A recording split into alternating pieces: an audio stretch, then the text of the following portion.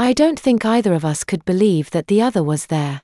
From the look on Mike's face, I could tell that he had thought he'd locked the bathroom door.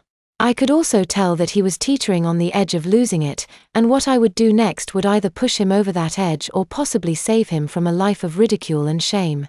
My hands must have been sweating because my hand slipped off the knob. Having not realized I was doing it, I had been putting some of my weight against the door because when my hand slipped, I nearly fell over again. Quickly, I reached out and caught hold of the other wall to brace myself.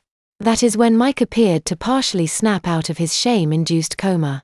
Forgetting about the condition of my shirt and only being concerned about Mike's connection, I knew that I had to act fast. Without thinking any of it out, I put my hand back on the knob and said to him, "Lock this door behind me and don't open it for anyone. I'll be right back. I'll knock 3 times, pause, and knock twice more. That way you'll know it is me." The door creaked slightly as I slowly opened it enough to look into the hallway to make sure the coast was clear. There were 2 girls standing at the far end of the hall with their backs to me. They were talking with some guy with green hair. Really, the guy had vividly green hair, which was cut semi-short and twisted into clumpy spikes. Before I made my way out of the bathroom, I pulled my head back in and looked at Mike. He now had his face in his hands and his entire body was shaking uncontrollably. "Mike! Mike!" I shouted to get his attention, but he was completely lost to his emotions.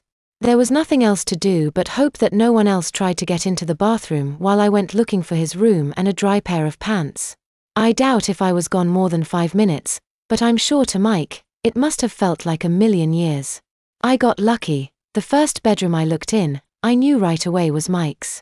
On the far wall was a poster of Mike in his full judo gear. Mark had told me what they call the clothes they wear, but I can't remember right now what he said they were. Mike's room didn't look like the room of a teenager.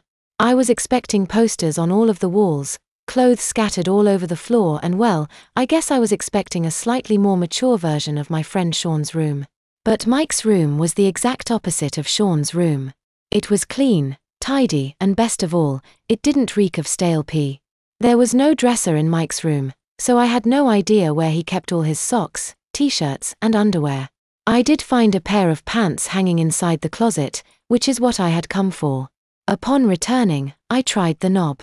Sure enough, it was unlocked. I slipped back in and made sure to relock it. Maybe Mike thought I had gone out to tell everyone about him peeing in his pants because when I returned, he looked utterly shocked at my presence. I thought Mike was going to fall backward into the tub when I showed him the pants I'd brought back with me.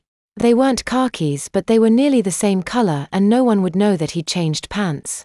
Mike blinked 3 times, but didn't say or do anything. "Come on. Get your pants off," I said softly while double-checking that I had locked the door.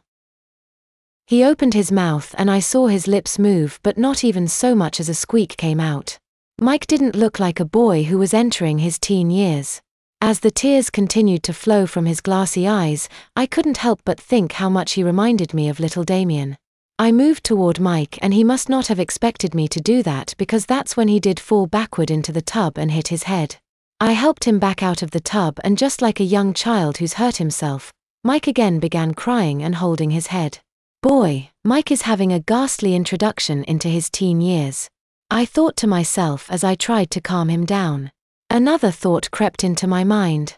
Actually, it was a weird thought to have, but nevertheless, my brain did come up with it. 13, both a young man and yet still a little boy at heart. After I checked that Mike's head wasn't hurt too badly, I made him stand up, and without asking him for permission, I began to unbutton the front of his pants. The music out in the house changed to a hard punk rock song that I actually knew. It was by the group OUTL4W and it made the walls vibrate from the thundering bass. I could even feel the bass in my chest, or was that the beating of my own heart? I glanced up at Mike as I began to slide his wet pants down his thighs.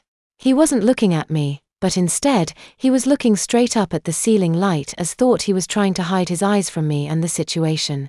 When I saw his bright yellow SpongeBob SquarePants underwear, I almost laughed out loud, but I managed to swallow hard and forced it down into my stomach. His pants were bunched up around his ankles and I had to physically lift his left leg and then the other to get them completely off of him.